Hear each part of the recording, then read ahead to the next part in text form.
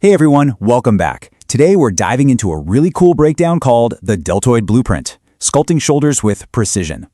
If you've been sitting there wondering about the exact step-by-step science behind building those coveted, massive boulder shoulders and locking in a really sharp, shredded V-taper, well, this explainer is going to map it all out for us. Let's just get right into the mechanics. So picture this, right? You're a pretty fit guy, but you're completely gassing out on a standard push-up. Maybe you're even throwing a bit of a tantrum on the mat. But your chest actually still feels totally fresh. So why does that happen? Well, neglected shoulders are very often the hidden culprit. The deltoids are basically the essential bridge connecting your arms to your torso.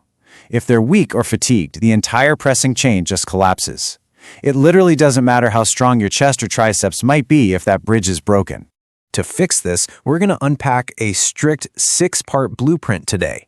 The overworked shoulder problem, lateral raises for that V-taper, perfecting the pike push-up, bulletproofing your rear deltoids, the handstand push-up test, and finally, essential shoulder stability hacks. All right, let's jump straight into section 1, the overworked shoulder problem, support versus target. It's kind of fascinating to think about how muscles actually engage during a workout. Think about when you're doing heavy pull-ups or dips. In those movements, your shoulders are forced into absolute overtime, acting basically as secondary support structures. They just get exhausted, practically radiating this pulsing red glow of fatigue. And, this highlights a massive misconception in fitness. This idea that you don't really need direct shoulder work because you're already doing heavy chest and back lifting. But relying purely on indirect training, that just leads to total burnout. Shifting your focus so the shoulder becomes the actual star of the show, rather than just the exhausted supporting cast member, changes absolutely everything. The absolute biggest takeaway here is this: direct shoulder training equals power, stability, and control. Once you make this mental and physical shift, you replace that burning red fatigue with a steady, targeted power. It literally transforms your entire upper body dynamic. It's basically the difference between merely surviving your workouts and totally dominating them. Okay, moving right along to section 2, lateral raises for the V-taper and achieving that 3D pop. So the ultimate goal for most guys here is the V-taper.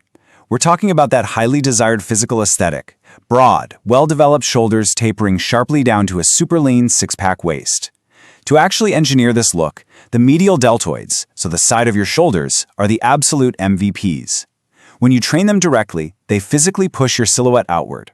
That's what creates that massive, powerful, broad-shouldered look for a shredded athlete. But listen, form is literally everything here.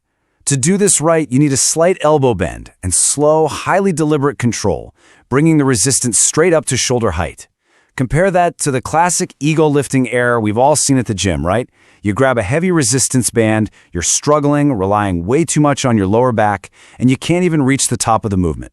Doing that completely robs the medial deltoid of full muscle tension. The data give us the golden rule: control is infinitely greater than tension. Actually, let me rephrase that. Control is the workout. Checking your ego at the door, slowing things down, and perfectly controlling a lighter movement is what actually targets the side of the shoulders. Think about it. If you aren't controlling the descent, you aren't doing a lateral raise. You're just dropping weight. Right. Let's hit section 3, perfecting the pike push-up, building the upside-down V. Here's how you actually set this up physically. Step 1, you just assume a standard push-up position. Step 2, walk your feet inward towards your hands until your hips are high up in the air, so you're forming a sharp upside-down V. Now, step 3 is the secret sauce. You elevate your feet onto a box. Suddenly, gravity is absolutely no longer your friend, and that mechanical load shifts entirely straight onto those front deltoids. Now, the blueprint highlights 45 as the magic number. This is a super crucial geometry metric for human body mechanics. When you're lowering down into the pike push-up, your elbows must track backward at exactly a 45-degree angle relative to your torso. They shouldn't flare straight out to the sides, and they definitely shouldn't tuck completely tight against your ribs. 45 degrees is that biomechanical sweet spot. It maximizes the muscle engagement while completely protecting your shoulder joint. In understanding that 45-degree angle is huge. A lock tuck at 45 degrees is safe, it's smooth, and it's efficient. But flaring the elbows all the way out to 90 degrees? That creates what's known as the dying spider. It's a disastrous form that places catastrophic shearing force directly on your rotator cuff. It is a massive mechanical error that you want to avoid at all costs.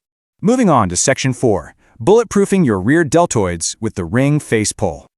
The execution checklist for this movement is incredibly precise. First, lean back from gymnastics ring set at chest height. Then, mentally engage your rotator cuff early, like before the pull even starts. Pull your hands slowly toward your face, driving those elbows backward.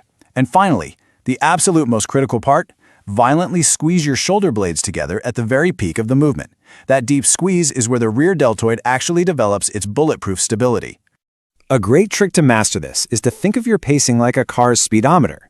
Your goal is to keep the needle strictly in the green zone, slow and controlled. Absolutely no momentum. If you just fly through the repetition and use your lower back to heave the rings, it completely defeats the purpose. You basically turn a highly technical shoulder builder into a sloppy back row. Keep it slow and keep it focused. All right, section 5, the handstand push-up test. This is where we get into elite level strength. But here's the thing. Strength means absolutely nothing without form. Perfect vertical alignment, which we call the straight line, is essential. The force needs to transfer efficiently from your wrists straight through the shoulders, hips, and ankles, allowing for just a light head touch to the ground. Contrast that perfect form with a highly dangerous banana back. That's where your spine sags heavily inward. This usually happens because of total core disengagement. It ruins the lift and puts just terrifying pressure on your lumbar spine.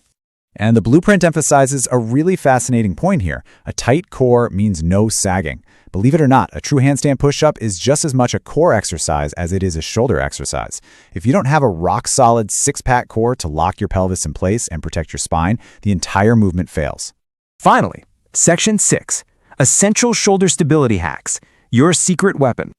The foundational hack here is called the isometric support hold.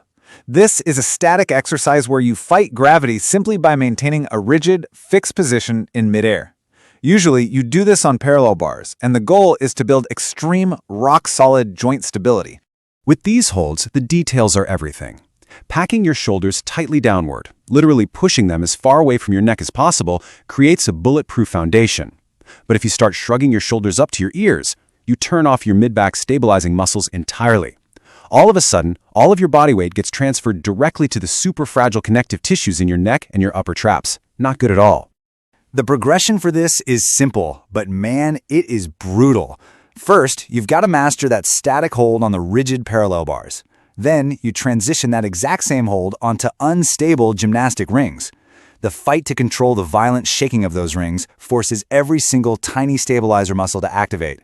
When an athlete jumps up on those rings, you can almost visualize the intense lines of stability firing all through their torso. That intense fight for control is what ultimately locks the shoulders firmly into place. We're going to wrap up with a really powerful motto. Train smart, train consistently. Achieving that broad, functional V-taper for a truly shredded physique isn't about aimless lifting, It's really an engineering problem that you solve with biomechanics. So, take this blueprint into your next session and ask yourself, what other hidden mechanical weaknesses are holding back your physical potential? Thanks for exploring this with me today, and I'll catch you in the next explainer.